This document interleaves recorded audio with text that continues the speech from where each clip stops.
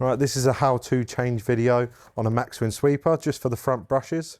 So what you need first of all is a 5mm Allen key. You can use an standard Allen key, but I'm using this ratchet. So we take this bolt off at the top.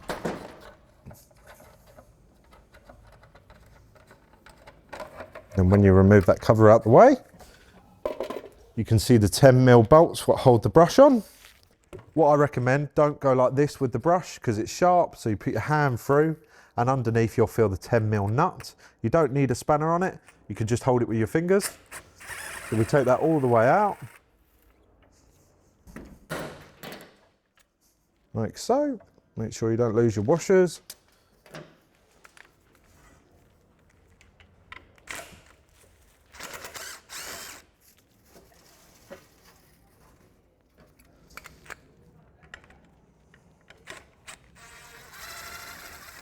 And there we go, that brush is completely off now.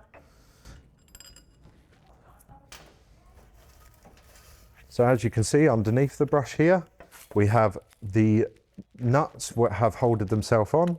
When you change the brush, you're going to need to take these off for the new brush. So what I do is just flick them off like that. And then you have them in your hand. Then this gets thrown away for the replacement. As you can see on this brush, there is multiple different ways the brush can go on. So if you're trying to fit it on these two, it won't fit. So you need to line the holes up before you fit them.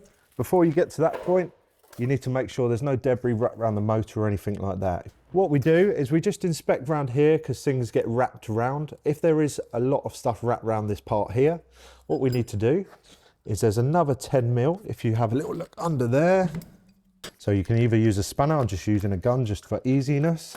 So we remove that pen there, this will slide off. And then that gives you complete access to slide off any debris or anything like that on the shaft. Just make sure that keyway, which locks into this part of here, hasn't fallen out. And if it has, refit it before you put it on. This part here, as you can see, they do slide off and fall off. So what you need to do is put that on the shaft first.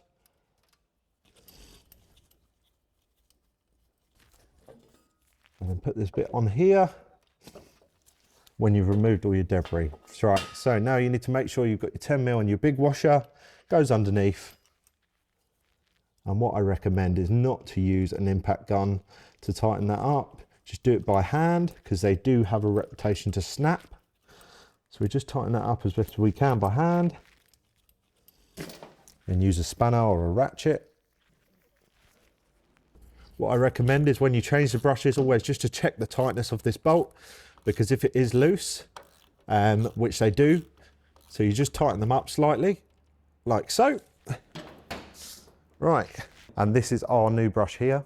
What you do is you put it underneath there, and then you need to line up the holes in the correct position, like that one. And then what you do is you get your 10mm, making sure there's a washer on it. Feed it through that hole. Then get your 10mm. Remember not to put your hand on the end of the brush, through the brush. And line these holes up. Right.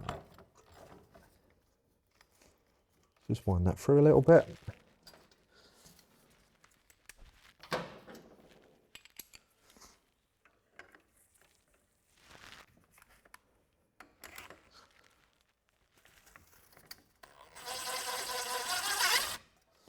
There we go. We'll just put the 10mm on the other end.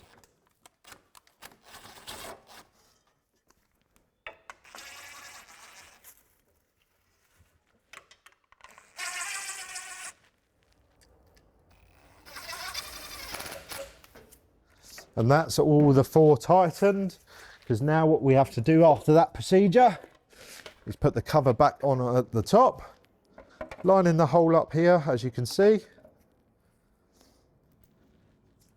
You'll notice with this is where it needs to go, is you'll notice the inline and cutout of here needs to go here and here. As you can see, it will fit perfectly in place like so.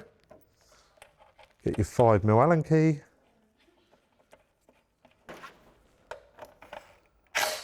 And that's that. That is complete with the front brushes. The other side of the brush is exactly the same as this, just in opposite function.